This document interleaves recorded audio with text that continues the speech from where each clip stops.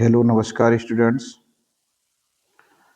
आज मैं अपने YouTube channel math with Ismail sir पर आप लोगों के लिए सन 2025 का सेट नंबर फर्स्ट IX का अंतिम लेक्चर लेके आया हूँ। इसके पहले मैंने इसमें 5 लेक्चर करा दिए हैं, जिसमें क्वेश्चन नंबर 7 तक के सारे पार्ट्स करा दिए हैं।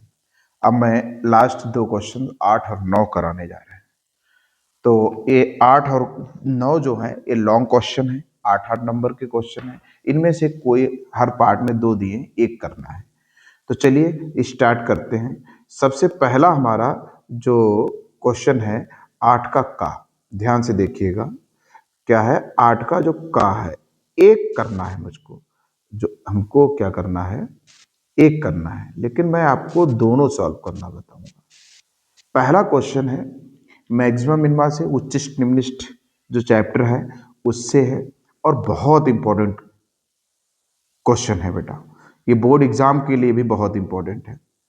दिया क्या है इन्होंने, 26 का जो बोर्ड एग्जाम होगा उसके लिए भी इंपॉर्टेंट है। कह रहे हैं, सिद्ध कीजिए कि दी गई तिर्यक ऊंचाई, देखो जो चीज हमको दे दी है उस वो कांस्टेंट रहती है। ध्यान रहे, मैक्सिमम मिनिमा में जो चीज गिवन है वो कांस्टेंट है। दी गई तिर्यक ऊंचाई और महत्तम आयतन, किसको महत्तम दिखाना है, महत्तम हमको आयतन को दिखाना है। इसका मतलब आयतन को हमें महत्तम दिखाना होता है। महत्तम आयतन वाले शंकु का जो अर्ध शीर्ष कोण होगा वो इतना होगा। बहुत अच्छा क्वेश्चन है, बहुत इंपॉर्टेंट क्वेश्चन है। तो देखिए मैं क्या करता हूं, इसमें एक शंकु बना लेता हूं। एक शंकु मैं बना लेता हूं, उसके बाद मैं आपको एक्सप्लेन करता हूं क्वेश्चन में। ओके, क्या एक सिद्ध कीजिए कि दी गई तिर्यक ऊंचाई और महत्तम आयतन वाले शंकु का जो अर्ध शीर्ष कोण है वो इतना है।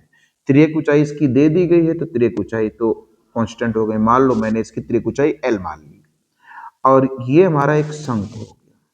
ये हमारा क्या है, एक शंकु बन गया। तिर्यक ऊंचाई गिवन है तो ये कांस्टेंट है। ये इसकी हाइट बोली जाती है। ये हमारी क्या है, हाइट हो गई।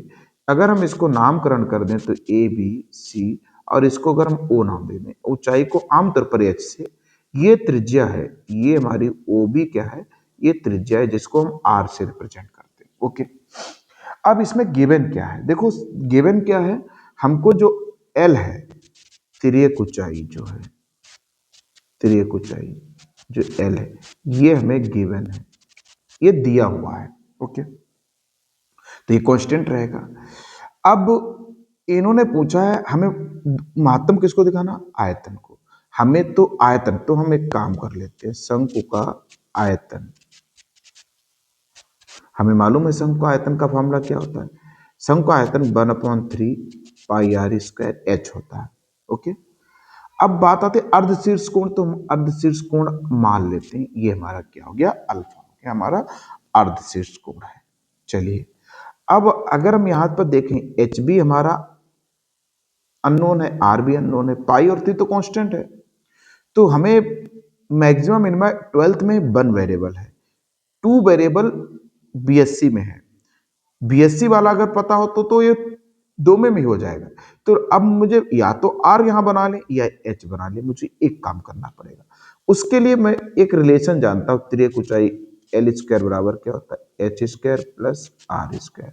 यहां से बेटा हम आर स्क्वायर का मान निकाल लेता हूं, तो क्या निकलेगा हमारा, L square minus H square. तो मैं यहां से v बराबर 1/3 पाई आर स्क्वायर का मान क्या है, L square minus H square और इंटू एच, ये बन गया हमारा। तो मैं देखूं तो v बराबर 1/3 पाई, h के अंदर गुणा कर दो तो L square h minus H की, ये बन गया। ये आयतन बन गया। इसको मुझे दिखाना है बेटा उच्चिष्ट। क्या दिखाना है बेटा, इसको हमें उच्चिष्ट, महत्तम। तो इसके लिए हमें क्या करना होगा, एक बार इसका किसके सापेक्ष, h के सापेक्ष, h के सापेक्ष क्या करने पर, सापेक्ष अवकलन, अवकलन करने पर। तो बेटा हम क्या करेंगे, dB अपॉन में dh, बेटा क्या निकलेगा 1/3 पाई, बेटा h का 1 हो जाएगा तो यहाँ क्या बचेगा, L स्क्वायर, क्योंकि L हमारा कांस्टेंट है, ये L स्क्वायर, यहाँ एच क्यूब का क्या होगा 3h²। एक बार और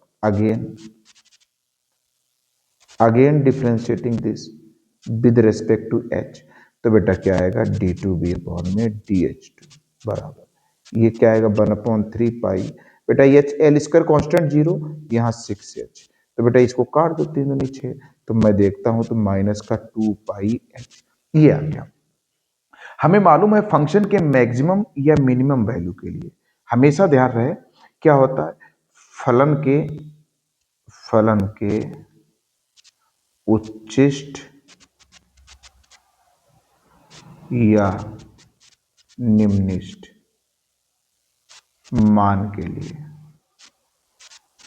ये बात हमेशा ध्यान रहे कि dv/dh क्या होता है 0, पर फर्स्ट ऑर्डर डेरिवेटिव ऑलवेज 0 रहेगा, तो इसको 0 रख लो, तो π/3 l² - 3h² बराबर 0। इसको 0 में भेज दो बेटा, मैं इधर लगा देता हूं, मैं यहां पर लगा दे रहा हूं, तो इसको अगर हम 0 में भेज देते तो l² - 3h² बराबर 0, तो l² बराबर 3h², तो l बराबर बेटा h√3, ये हमारा बन गया। लेकिन हमसे ये नहीं, अब हमसे यहाँ पर पहले आयतन को उचित दिखा दें, तो मैं एक काम कर लेता हूँ, h बराबर यहाँ से क्या निकलेगा l/√3, तो मैं h बराबर l/√3 पर किसका चिन्ह चेक करेंगे d2b में dh2 का, तो ये है क्या -2π इंटू एच है, तो h का मान क्या है l/√3, तो ये तो निगेटिव है, इसका मतलब मैं कह सकता हूं अतः जो शंकु का आयतन है वो कैसा हो गया महत्तम है।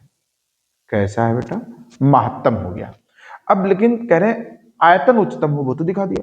अब बात आती है इसका अर्ध शीर्ष कोण tan इनवर्स कितना हो, तो उसके लिए अब हम त्रिभुज कंसीडर कर लेते हैं। त्रिभुज क्या करेंगे COB में, क्या करते हैं त्रिभुज COB में, मैं बेटा tan अल्फा ही ले लेता हूं। tan थीटा क्या होता है, जो कोण उठाओ बेटा उसके सामने एक भुजा लंब होती है, ये 90 डिग्री है, तो ये 90 डिग्री है, 90 के सामने कर्ण होता है, और ये कोण उठाएंगे तो ये भुजा लंब होगी, बचा कुछ आधार, तो tan थीटा क्या होगा लंब बटे आधार, यानी कि OB बटे में OC।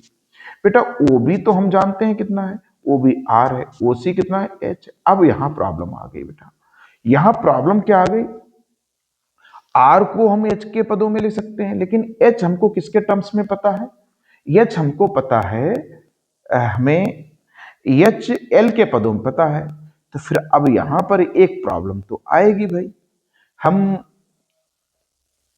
क्या करूं भाई, एक काम कर लो R का मान मैं यहां से निकाल के रख लेता हूं, पहले मैं क्या कर लेता हूं R का मान निकाल लो यहां से √L² - H² और बटे में H। अब मैं एक काम कर लेता हूं यहां से, तो मैं अगर यहां से देखूं तो √L², अच्छा L का ही मान रख दो H√3, तो मैं L² का मान रखूंगा तो मुझे क्या मिलेगा यहां से, अगर L² का मान मैं रख दूं तो 3h² - h² और बटे में h, तो मैं यहां लगा दे रहा हूं इसको, अब यहां तो मैं देखूंगा तो tan अल्फा बराबर क्या बनेगा, 3h² में से 1h² जाएगा तो अंडर रूट के अंदर 2h² बटे में 1h, बेटा ऊपर रूट हटा वर्ग हटा तो इतना, तो मैं देखूं h कट गया, तो tan अल्फा बराबर √2, इसका मतलब अल्फा बराबर क्या आ गया tan इनवर्स √2। ये बेटा क्वेश्चन आपका था कि एक शंकु का आयतन महत्तम होगा तो उसका अर्ध शीर्ष कोण जो है वो tan इनवर्स √2 होगा। ये बहुत इंपॉर्टेंट क्वेश्चन है, ये समझ लीजिए, ये मोस्ट इंपॉर्टेंट क्वेश्चन की कैटेगरी में है, मोस्ट इंपॉर्टेंट क्वेश्चन, ये मान लो ठीक है, ये बहुत इंपॉर्टेंट क्वेश्चन है। हाँ, तो ये बहुत अच्छे से मैंने करा दिया, अब इसको आप देख लीजिए। अब मैं इसका जो सेकेंड पार्ट है वो अवकल समीकरण से है, मैं वो भी करा दे रहा हूँ। चलिए अब मैं इसको इरेज कर रहा हूँ, ओके ठीक, इसको मैं इरेज करने जा रहा हूँ, फिर अगला क्वेश्चन की तरफ चलते हैं। हालांकि आपको एक ही खंड करना है, लेकिन चूंकि मैं आपकी तैयारी करा रहा हूं, आपको पूरा सेट करा रहा हूं, तो मैं आपको ऑल टोटल क्वेश्चंस बताऊंगा। मेरा उद्देश्य ये नहीं है कि आपका पेपर आप करेंगे, हम तो आपको पढ़ा रहा हूं, तो हम पूरा कंप्लीट आपको सॉल्व करना बताएंगे। तो इस तरह से बेटा ये क्वेश्चन हमारा हो गया। अब मैं बात, तो क्वेश्चन नंबर 8 का खा, अब देखो क्वेश्चन नंबर 8 का रखा। बहुत अच्छा है। ये क्या है? अबकल समीकरण का क्वेश्चन। देखो x माइनस बाई और कितना है D X plus D Y और बराबर में D X minus D Y. देखो ये अबकल समीकरण का क्वेश्चन है, विशिष्ट हल पूछा है जब y बराबर -1 यदि x बराबर 0। देखो ये क्वेश्चन बहुत इजी क्वेश्चन की कैटेगरी में है, लेकिन चूंकि आप लोग थोड़ा सा लिमिटेड ये चैप्टर है, इंट्रोडक्शन ही मान के चलो, तो आपके सामने थोड़ा सा समस्याएं हैं। वैसे तो आप लोगों ने कुछ मेथड पढ़े हैं। सबसे पहला मेथड आपने पढ़ा है वेरिएबल सेपरेबल। वेरिएबल सेपरेबल क्या होता है? dx की तरफ x हो जाता है, dy की तरफ y हो जाता है, इंटीग्रेट कर देते हैं, आंसर आ जाता है। दूसरा आप लोगों ने पढ़ा है, दूसरा पढ़ा आपने होमोजीनियस समघातीय अवकल समीकरण, जिसमें क्या होता है y बराबर वी एक्स पुट करके लग जाता है। तीसरा आप लोगों ने पढ़ा है लीनियर डिफरेंशियल इक्वेशन। इसमें क्या होता है इंटीग्रेटिंग फैक्टर वगैरह निकाला जाता है। और बस यही आपके में मेथड है। और यहां पर ये क्वेश्चन क्यों हम इसको dy अपॉन डी एक्स या dx अपॉन डी वाई बनाएं? ये सीधे सीधे क्वेश्चन लगता दिख रहा है, जैसे dx प्लस डी वाई, इसको dx माइनस डी वाई, ये x माइनस वाई, तो इसको उसी के बटे कर दो जाके। ये है, ये हमारा, ये मैं जिस मेथड से इसको कर दे रहा हूं वो मेथड हमारा एक तरीके से कहलाता method solution of differential equation by the inspection method, निरीक्षण द्वारा सॉल्व करना। ये इसका कोई मेथड नहीं है, कॉमन सेंस पर डिपेंड करता है। अब अगर मैं देखूं इसका इंटीग्रेट कर दूं, इंटीग्रेशन कर दो, इंटीग्रेशन कर दो, तो ये हो गया, ये डी वाई हो गया, यहाँ क्या हो गया डी। अब कुछ लोग समझेंगे इधर का क्या, इसको आप टी मान लो। वैसे टी मानने की जरूरत नहीं, लेकिन चूंकि आप अभी थोड़ा बच्चे हो, 12th में हो, तो मैं मान लेता हूँ। अब इसको अवकलन कर दो, तो ये D X minus D Y बराबर डी टी। अब अगर देखें तो one D X one D Y Y. अब मैं ऊपर देखूं तो ऊपर बन गया डी टी, नीचे हो गया टी। अब मैं देखूं तो x प्लस वाई बराबर एक क्या बन गया बेटा, लॉग टी बन गया। अब यहां पर आपके पास चॉइसें हैं, सी ही जोड़ दो क्योंकि कंडीशन पर वैल्यू निकालनी है। एक्स प्लस वाई बराबर टी, कुछ नहीं, टी का मान रख दो, एक्स माइनस वाई प्लस सी। ये बन गया हमारा, ये बन गया हमारा जनरल सॉल्यूशन। चूंकि हमसे यहाँ पर विशिष्ट सॉल्यूशन पूछा, विशिष्ट सॉल्यूशन कंडीशन पर निकल के आता, सी का मान निकलेगा। यानी कि जब हम देखते हैं क्या है, जब x बराबर 0, तो बेटा हमें क्या दिया है, जब x का मान 0 है तो हमें y का मान -1 दिया है। तो अतः समीकरण 1 से, ये समीकरण नंबर 1 में रख देंगे। 1 से बेटा रखो y की, जब x 0 तो y, तो यहाँ 0 रख देंगे, तो y की जगह पर -1, यहाँ लॉग, यहाँ x जहाँ पर 0 और y जहाँ पर -1 रखोगे +1 और प्लस सी। बेटा -1 लॉग 1 0 होता है, तो c बराबर क्या आ गया, -1। अब c का मान कहाँ रख दो, c का मान समीकरण 1 में रखने पर, जब समीकरण 1 में रख देंगे तो मैं देखता हूं x प्लस वाई बराबर लॉग x माइनस वाई, सी का मान -1 आ गया। अब अगर आप चाहो तो ऐसे ही छोड़ दो, लेकिन चाहो तो थोड़ा और इसको स्टैंडर्ड बना सकते हो। ऐसे 1 को इधर लाओ तो x प्लस वाई प्लस 1 बराबर लॉग, ये बन गया हमारा। चलो ऐसे छोड़ दो, बस छोड़ दो ऐसे। ये हमारा क्या हो गया, ये वाला क्वेश्चन जो है वो 8 के का की अपेक्षा काफी सिंपल पड़ गया। समझ में आया कि नहीं आया? लेकिन अगर हम इसको dx अपॉन dy या dy अपॉन dx करते तो उससे ये क्वेश्चन कठिन हो जाता। समझ में आया कि नहीं आया? उससे ये क्वेश्चन थोड़ा सा टफ हो जाता। जैसे मैं आपको थोड़ा सा रिड्यूस करके दिखा देता हूं, जैसे इसकी हम गुणा करते फिर तो क्या हो जाता, x dx, सॉरी इसकी गुणा हम इसमें करते, हाँ x minus Y D X, फिर x minus Y D Y, और फिर क्या होता है डी एक्स माइनस। अब मैं डी वाई एक तरफ डी एक्स एक तरफ करता, तो डी वाई हमारा यहाँ है, यहाँ इधर लाओ तो डी वाई में कॉमन लेता, तो x माइनस बाई और प्लस 1, और इसको मैं उधर ले जाता तो ये माइनस में होता, तो मैं माइनस में होता तो मैं डी एक्स कॉमन लेता, तो मैं देखता माइनस ही कॉमन ले लो, तो x माइनस बाई और माइनस कॉमन ले तो माइनस का 1 हो जाता। यानी अब ये D Y upon D X बराबर X minus Y minus 1, minus में क्या बचा हमारा भैया, हाँ ऊपर बना, नीचे बनेगा x माइनस बाई और प्लस वन। अब यहां पर हमें ये देखो x माइनस बाई यहां भी, x माइनस बाई यहां भी, तो अब हमें x माइनस बाई को कुछ मानना पड़ता v, फिर मुझे one minus D Y upon D X बराबर क्या करना पड़ता, D V upon D X. तो इस तरह से क्वेश्चन लेंथी हो जाता, बहुत ज्यादा लेंथी हो जाता। चूंकि ये ऐसे बन गया तो लगा दिया, नहीं तो फिर यही करना पड़ता हमको। ओके, तो ये अब बात आती है सर इसका मेथड तो है नहीं, तो ये प्रैक्टिस पर ही आएगा। आगे आप जब बीएससी करेंगे तो वहां पर पूरी किताब होती है बेटा, ये अबकल समीकरण को इंग्लिश में बोलते हैं ऑर्डिनरी डिफरेंशियल इक्वेशन, ओडीई नाम से पूरी किताब चलती है बेटा। तो वहां पर सारे कॉन्सेप्ट हैं। फिलहाल ये ऐसे लगे, नहीं तो फिर ऐसे लगना पड़ेगा। ये मैं इससे इजी हो जाएगा थोड़ा।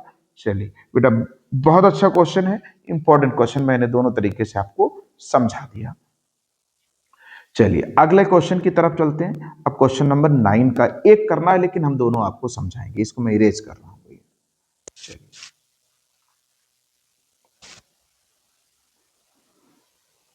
अगर दूसरे तरीके से अगर आप लगा लें तो ठीक है, ना लगा पाए अगर तो कोई बात नहीं, तो आप कमेंट करके हमें बता दें, हम लगा दूंगा इसको, दूसरे तरीके से भी लगा दूंगा। अब देखो, इसके बाद में क्वेश्चन नंबर 9, 9 का बेट, बेटा इसका इंटीग्रेशन करना है हमको। 2 प्लस साइन 2x बटे में 1 प्लस कॉस 2x, इसके बाद में ए डी एक्स है बराबर। अब बात आती इस, सॉरी और तो छूट गया मुझे लगता है, ई की पावर भी है, ई की पावर है। अब बात आती इसका मैं इंटीग्रेशन किस तरह से करूं। ये बहुत अच्छा क्वेश्चन है, ध्यान रखिएगा, बहुत अच्छा क्वेश्चन। मैं एक काम कर सकता हूं, ये डी एक्स है, 8 नंबर में क्वेश्चन है, खैर 8 नंबर लायक तो नहीं है ये क्वेश्चन, तो ज्यादा नंबर में पूछ दिया। जैसे हम क्या करें इसमें, देखो ऊपर 2 साइन 2x का खोल दो formula, 2 sine x into cos X, नीचे कॉस 2x का वो फॉर्मूला जिससे 1 कट जाए, तो 2 कॉस स्क्वायर थीटा माइनस 1 ई की पावर x dx। बेटा यहां से 1 और -1 कट गया। ऊपर से बेटा अगर हम देखें, बाई पार्ट कर दो, बात खत्म करो, तो 2 बटे में 2 cos square x D X, फिर प्लस, अब बेटा 2 sine x cos x D x, और बटे में बेटा 2 कॉस स्क्वायर एक्स। बेटा ई की पावर एक्स यहाँ तो हम यहाँ लिख देते हैं, और यहाँ थोड़ा सा मैं यहाँ लिख देता हूँ। बेटा यहाँ 2 कट गया, यहाँ एक कॉस कट गया, 2 कट गया, तो बचा क्या बेटा, 1/cos स्क्वायर को मैं लिख सकता हूँ सेक स्क्वायर एक्स ई की power x D X plus, यहाँ बेटा क्या है, साइन बटे कॉस को मैं लिख सकता हूँ टेन एक्स और ई की पावर एक्स डी एक्स। अब बात ये उठती है, इसमें इंटीग्रेशन बाय पार्ट करना है। देखो इंटीग्रेशन बाय पार्ट करते समय मुझे इस एक चीज का ध्यान रखना पड़ता है कि मुझे पहला फंक्शन किसको लेना है। पहला फंक्शन इलेट शब्द एक होता है, आइलेट शब्द, जो आइलेट शब्द में जो पहले आता है उसको ही हम बेटा पहला पद ले लेते हैं।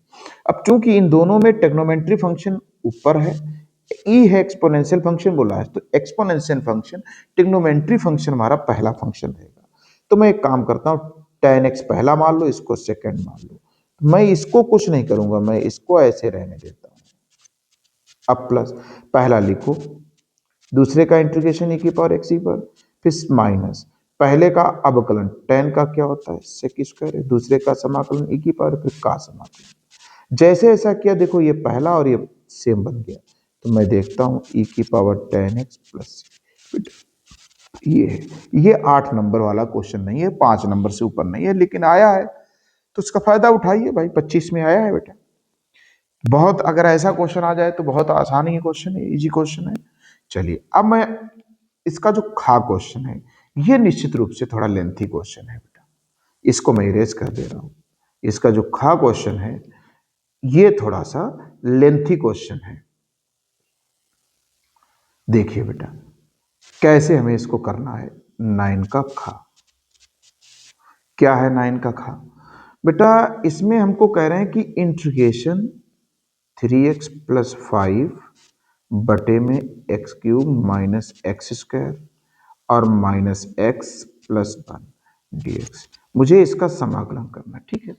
ऊपर जो चीज बन रही वो तो मुझे दिख रही है, पी एक्स प्लस क्यू वाले ऐड करने के, नीचे क्वाड्रेटिक होना चाहिए, उसमें क्वाड्रेटिक होता है, क्वाड्रेटिक नहीं है। तो अब बात उठती, अब क्या करें, तो नीचे फैक्टर करने का प्रयास करता हूँ, पार्शियल फ्रैक्शन तो बन सकती है ना। तो 3x+5 बटे में, बेटा हम पहले ही एक्स स्क्वायर कॉमा ले लेते हैं, तो x-1, फिर -1 कॉमा ले लो, तो x-1, अब ये dx। अब मैं अगर यहां से लगा देता हूं, अब ऊपर तो 3x+5 ही रहेगा, नीचे अगर मैं x-1 कॉमन ले लूं, तो मैं ये देखता हूं कि x² - 1 ही बचता है। फिर मैं देखूं तो 3x+5 बटे में, बेटा x-1 को मैं तोड़ सकता हूं, x-1 x+1, मैंने वर्गांतर लगा दिया, फार्मूला लगा दिया ना। अब मैं अगर इसको देखूं तो मैं लिख सकता हूं कि 3x+5, बेटा x-1 को मैं होल स्क्वायर ले सकता हूं, x+1 और dx लिख सकता हूं, ये बन गया हमारा। अब बात आती है यहां पर पार्शियल फ्रैक्शन हम तोड़ सकते हैं, लेकिन पार्शियल फ्रैक्शन सिंपल वाली तो टूटेंगी नहीं, इसका हर का जो एक गुणनखंड है वो रिपीटेड है, तो यहां पर ये पार्शियल फ्रैक्शन थोड़ी कठिन हो जाती है। वैसे पार्शियल फ्रैक्शन तोड़ना है तो तोड़ लो, ए बटे तो x+1 रहेगा, बी बटे x-1 प्लस सी बटे x-1 का होल स्क्वायर। इससे थोड़ा क्वेश्चन लेंथी हो जाएगा, मैं आपको एक तरीका बता देता हूँ। तो इसको जो है उसको अलग से उठा लो, मैंने उठा लिया। उसके बाद नियम ये है, जिसकी पावर हो एक से ज्यादा उसको मान लो। तो मैं क्या कर लेता हूं, मैं x-1 को बाई मान लेता हूं, और यहां से x निकाल लेता हूं, तो ये बाई+1 निकलेगा। तो ऊपर भी x जगह पर रख दो, बाई+1, ये नीचे 5, नीचे बेटा तो ये तो बाई स्क्वायर हो गया, नीचे x जगह पर रख दो, बाई+1 और +1, तुम आगे लिख दिया सिंस दिस बराबर दिस। अब ये आएगा 3 और +3 और 5 क्या हो जाएगा 8, नीचे बेटा बाई स्क्वायर और ये बाई+2। अब यहीं से आपको समझना है, अब काम क्या है, ये जो जिसकी बाई की पावर 2, इससे मतलब नहीं, इसको साइड में कर दो। ये जो लिखा है बाई+2, उसको लिख दो 2+बाई, 2+बाई से 8+3 बाई को भाग कर दो। और बेटा तब तक भाग करना है जब तक कि शेष फल में बाई की पावर 2 ना आ जाए। जैसे ही बाई की पावर 2 आ जाए रुक जाओ तुरंत। तो 2 है, 4 बार पढ़ लो, 4 दूनी 8 प्लस 4 बाई, बेटा ये माइनस कर दो, ये कट गया, 4 बाई में से 3 बाई जाएगा, माइनस का बाई, प्लस माइनस ये माइनस हो जाएगा, और माइनस बाई चाहिए ना मुझको बेटा, तो हमें बाई/2 लेना पड़ेगा, टू टू कटे तभी तो बनेगा। तो यहाँ माइनस बाई, भाई इस बाई/2 की 2 के गुणा करो तो 2 माइनस बाई, यहाँ करेंगे तो माइनस का बेटा आएगा कितना, बाई²/2। अब ये प्लस ये कट गया, तो ये बन गया बाई²/2 बन गया। बाई की पावर 2 आ गई, बस रुक जाओ यहीं पर रुक जाना है, ये 1/बाई² ऐसे रहना। अब भागफल 4 - बाई/2, फिर प्लस शेषफल, तो बाई²/2, जो बटे में है वो बटे में रहने दो, ये बन गया हमारा। अब मैं यहां पर गुणा कर दो, तो 4/बाई², यहाँ एक बाई कट जाएगा तो क्या बचेगा 1/2 बाई, प्लस यहाँ दोनों बाई² कट जाएंगे तो 1/2 बाई+2, ये बन जाएगा हमारा। अब उसके बाद में बेटा, अब उसके बाद में हमको बाई का काम खत्म, बाई का मान रख दो। बाई का मान बेटा क्या है, x-1, तो x-1 का होल स्क्वायर -1/2 x-1 और +1/2, बेटा बाई+2, बाई+2 एक कर दो तो x+1 हो जाएगा, ये x+1 हो गया। अब बेटा इसका मुझे सीधे क्या करना है, बस कुछ नहीं भाई, ये इसी का तो समाकलन करना था और वो इसके बराबर आ गया, तो मुझे इसका समाकलन कर देना है, 3x+5 बटे में x-1 का होल स्क्वायर फिर x+1 dx। जैसे मैं इसका समाकलन करूंगा तो इंटीग्रेशन अलग अलग, ये dx बटे में x-1 का होल स्क्वायर, ये -1/2 अलग, dx बटे में x-1, ये 1/2 अलग, dx बटे में x+1, ये हमारा क्या आएगा, ये देखो आप इंटीग्रेशन 1/x² dx क्या होता है, -1/x, तो -4 बटे में x, और ये माइनस का 1/2 फिर log x-1, ये +1/2 log x+1, और प्लस सी बेटा, यही हमारा आंसर। देखो 9 का भी 8 नंबर, खा भी एक करना है। का इजी है, खा थोड़ा लेंथी है। और ये और लेंथी होता अगर यहाँ पर मैं पार्शियल फ्रैक्शन से करता, तो यहाँ से बहुत क्वेश्चन इजी हो जाता। भाई ए बटे पहला फैक्टर यानी एक्स प्लस वन मान लो लीनियर है, फिर बी बटे एक्स माइनस वन, फिर प्लस सी बटे एक्स माइनस वन का लो, फिर हम इसमें समीकरण बनती एबीसी में, उन एबीसी के मान निकालते तब आता, तो बहुत लंबा हो जाता। तो इस तरीके से क्वेश्चन थोड़ा इजीली खत्म हो चुका है बेटा। इस तरह से बेटा आज आप लोगों का सन 2025 का सेट नंबर फर्स्ट IX बिल्कुल कंप्लीट हो गया। पूरा बेटा A to Z मैंने सारे क्वेश्चंस आपको इसके करा दिए। अब मैं इसके आगे का दूसरा सेट लेके आऊंगा। चलिए, ओके, धन्यवाद, थैंक यू।